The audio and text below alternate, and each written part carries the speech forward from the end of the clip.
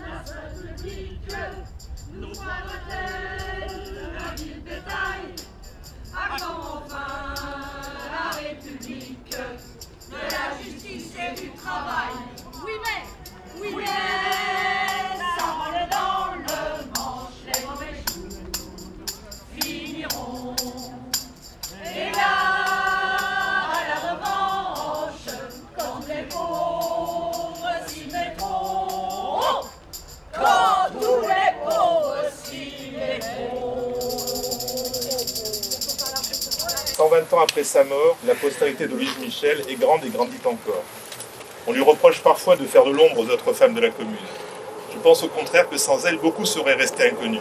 Dans ses mémoires, Louise Michel cite de nombreuses femmes qui, à ses côtés, ont milité ou enseigné sous Napoléon III, ont combattu pendant la Commune, ont survécu à la prison et à la déportation. Grâce à elle, à l'association des Amis de la Commune de Paris, nous pouvons continuer à raconter leur histoire et leur rendre hommage. Alors, dans ce lieu, où elle rejoignit, à quelques pas d'ici, au Carré des Pauvres, ses trois êtres les plus chers, Marianne, sa mère, Marie Ferré, sa compagne, et Théophile Ferré, son frère d'armes, nous pouvons clamer ensemble. Vive Louise Michel! Vive les communards! Vive les communards! Vive la commune! Vive la commune! Chapeau à coups de mitrailleuse et rouler avec son drapeau dans la terre argileuse. Et la tourbe des bourreaux gras se croyait la plus forte. Tout ça n'empêche pas Nicolas que la commune n'est pas morte. Tout ça n'empêche pas Nicolas que la commune n'est pas morte. Comme faucheur rasant un pré, comme on abat les pommes, les Versaillais ont massacré pour le moins 100 000 hommes. Et les 100 000 assassinats, voyez ce que ça rapporte. Tout ça n'empêche pas Nicolas que la commune n'est pas morte.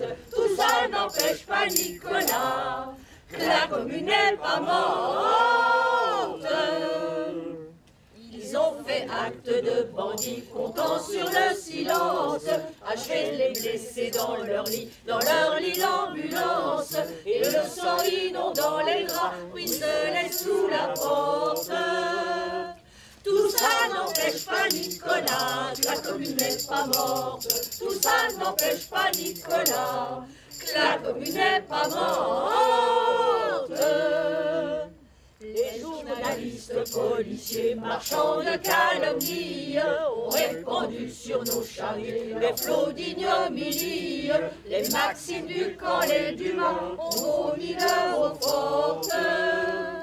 Tout ça n'empêche pas Nicolas que la commune n'est pas morte. Tout ça n'empêche pas Nicolas que la commune n'est pas morte. Bref, tout ça prouve aux combattantes Marianne à la peau brune, du chien dans le ventre et qu'il est temps crier vive la commune. Et ça prouve à tous les Judas si ça marche de la sorte. Ils sentiront dans peu nom de Dieu que la commune n'est pas morte. Ils sentiront dans peu nom de Dieu que la commune n'est pas morte. Nous sommes devant la tombe de Théophile Ferré, un communard, certainement moins connu que Louise Michel, mais qui a été néanmoins un compagnon de route aussi durant la commune. Ferré, donc, c'était un militant blanquiste. Il a été poursuivi plusieurs fois sous l'Empire pour des délits politiques, traduit devant la haute cour de Blois en juillet et août 1870. Membre de la commune de Paris, je suis entre les mains de ces vainqueurs. Ils veulent ma tête, qu'ils la prennent.